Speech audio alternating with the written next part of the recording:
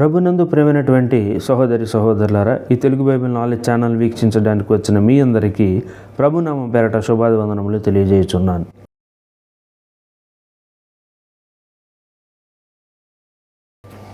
ప్రభునందు ప్రేమైనటువంటి సహోదరి సహోదరులారా, ఈరోజు మనం ఒక అంశాన్ని మనం నేర్చుకుందాం.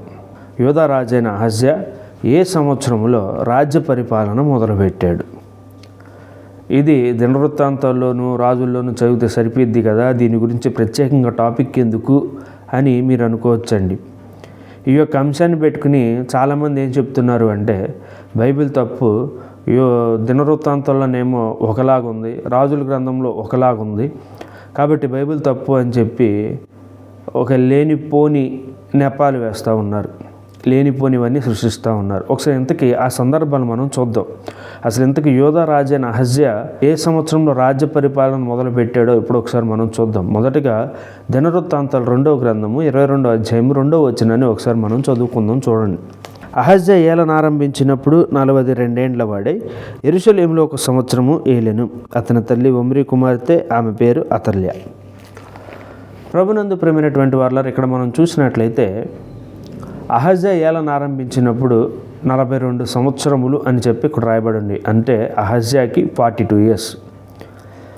ఇప్పుడు రాజుల గ్రంథంలో కూడా అహజ్యా సందర్భాన్ని ఒకసారి మనం చూద్దాం. రాజుల 2వ గ్రంథం 8వ అధ్యాయం 26వ వచనం. అహజ్యా ఏలన ఆరంభించినప్పుడు 22 ఏండ్ల వాడయుండి యెరూషలేములో 1 సంవత్సరము ఏలెను. అతని తల్లి పేరు అతల్య. ఈ రాజుల గ్రంథంలోకి వచ్చేసరికి అహజ్యాకి 22 years ఉన్నప్పుడు రాజుగా పట్టాభిషేకం చేశారు అని చెప్పి చెప్పబడింది. ఇక్కడేమో దినవృత్తాంతాల గ్రంథంలోనేమో 42 సంవత్సరంలో వచ్చినప్పుడు రాజపరిపాలన మొదలు పెట్టాడు అని చెప్పి రాయబడి ఉంది. మరి అక్కడికి ఇక్కడికి తేడా ఏంటి? మనుషులు ఒక్కళ్ళే, యూదా రాజైన అహజ్యా, అతని తల్లి పేరు ఒకటే అతల్య. పోనీ వాళ్ళు ఆయన వేరు ఈయన వేరు అనుకుంటా కాదండి, ఒకళ్ళే మనిషి. రాజుల గ్రంథంలో కనబడిన అహజ్యాను దినవృత్తాంతాల గ్రంథంలో కనబడిన అహజ్యా ఇద్దరు ఒకళ్ళే. మరి దానికి దీనికి వ్యత్యాసం ఏంటి? ఒక చోట 22 సంవత్సరాలని రాయబడి ఉంది, ఒక చోట 42 సంవత్సరాలని చెప్పి రాయబడి ఉంది. ప్రియమైనటువంటి వారులారా, ఒకసారి ఆలోచించండి.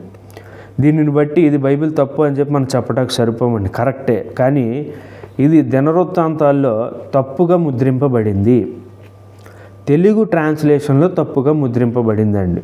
గమనించండి, తెలుగు ట్రాన్స్లేషన్లో 22కు బదులు 42 అని చెప్పి ముద్రణ పడింది.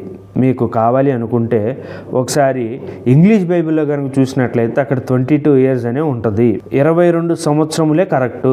దినవృత్తాంతాల గ్రంథంలో అచ్చు తప్పు పడింది, తెలుగు ట్రాన్స్లేషన్లో అచ్చు తప్పు పడింది. మీరు హెబ్రూ బైబిల్లో చూసినట్లయితే, హెబ్రూ బైబిల్ వరకు ఎందుకండి, మనకి హెబ్రూ లాంగ్వేజ్ రాదు కదా, పోనీ ఇంగ్లీష్ బైబిల్ మనకి ఎంతో కొంత నాలెడ్జ్ ఉంటుంది కాబట్టి ఇంగ్లీష్ బైబిల్లో కనుక మనం చూసినట్లయితే దానిలో 22 years అనే ఉంటుంది. దినవృత్తాంతాలు 22వ అధ్యాయం 2వ వచనంలో అహజ్యా పరిపాలన మొదలుపెట్టినప్పుడు 22 years అని చెప్పి రాయబడి ఉంటుంది. మీకు స్క్రీన్ మీద కూడా వేస్తున్నాం, చూడండి ఇంగ్లీష్ బైబిల్ ఎలా ఉంటుందో. ప్రభునందు ప్రియమైనటువంటి వారులారా, ఇక్కడ మనం తెలుసుకున్న విషయం ఏంటంటే, బైబిల్ అనేది తప్పు కాదు, కానీ తర్జుమా చేసినప్పుడు హెబ్రూ నుంచి తెలుగులోకి ట్రాన్స్లేట్ చేసినప్పుడు అక్కడ పదం అన్నది మిస్టేక్ పడింది, 22కు బదులు 42గా పడింది. ఇంకొక ఎగ్జాంపుల్ కూడా చూద్దామా? ఇది 22 అనడానికి ఇంకో ప్రూఫ్ ఏంటంటే, తండ్రి పరిపాలన కాలం బట్టి ఇప్పుడు మనం చిన్న క్యాలిక్యులేషన్ వేద్దాం. చూడండి ఒకసారి, రాజుల 2వ గ్రంథం 17వ వచనం. అతడు ఏలన ఆరంభించినప్పుడు 32 ఏండ్ల వాడయ్యుండి యెరూషలేమునందు 8 సంవత్సరములు ఏలెను. యెహోరాము పరిపాలించిన కాలం అండి ఇది. యూదా రాజు అని యెహోరాము పరిపాలించిన కాలం 16వ వచనంలో కూడా రాయబడి ఉంటుంది. యెహోరాము అని చెప్పి 16వ వచనంలో రాయబడి ఉంటుంది, చూసుకోండి. 17వ వచనం చదువుతున్నాను. అతడు ఏలన ఆరంభించినప్పుడు 32 ఏండ్ల వాడయ్యుండి, అంటే యెహోరాము పరిపాలన స్టార్ట్ చేసిన 32 సంవత్సరాలకి ఎన్ని సంవత్సరాలు పరిపాలించాడు? 8 సంవత్సరములు పరిపాలించాడు. అంటే 32 + 8 40 సంవత్సరాలు పరిపాలించాడు యెహోరాము. 40 సంవత్సరములు బ్రతికి చనిపోయాడు. మరి యెహోరాము 40 సంవత్సరాలు బ్రతికితే మరి ఈయనెవరో, ఈయన కుమారుడైనటువంటి అహజ్యా 42 సంవత్సరంకి ఎలా పట్టాభిషిక్తుడవుతాడండి? అంటే తండ్రికి 40 సంవత్సరాలు వచ్చి చచ్చిపోతే వెంటనే రాజు అయ్యాడు కదా, మరి 42 సంవత్సరాలకి ఎట్లా అవుతాడు పట్టాభిషిక్తుడు? ఆలోచించండి ఒకసారి. అంటే యెహోరాము పుట్టక మునిపే అహజ్యా పుట్టాడా? అదేనండి చెప్తుంది, అది ట్రాన్స్లేషన్ మిస్టేక్. 22 సంవత్సరములు అన్నది కరెక్ట్. అహజ్య ఏలనారంభించినప్పుడు 22 సంవత్సరములు. దీనిని మనం కన్ఫ్యూజ్ అవ్వాల్సిన పని లేదు. మనం జస్ట్ సింపుల్గా మనకి ఏదైనా సరే ఇలాంటి క్లిష్టమైన పరిస్థితి వచ్చినప్పుడు, అదా ఇదా అనే సందర్భం వచ్చినప్పుడు ఒకసారి మన ఇంగ్లీష్ అనేది మనకు టచ్లో ఉంటుంది కాబట్టి ఒకసారి ఇంగ్లీష్ బైబిల్లో చూసుకున్నట్లయితే అక్కడ మనకు క్లారిటీ వచ్చేసిద్దండి.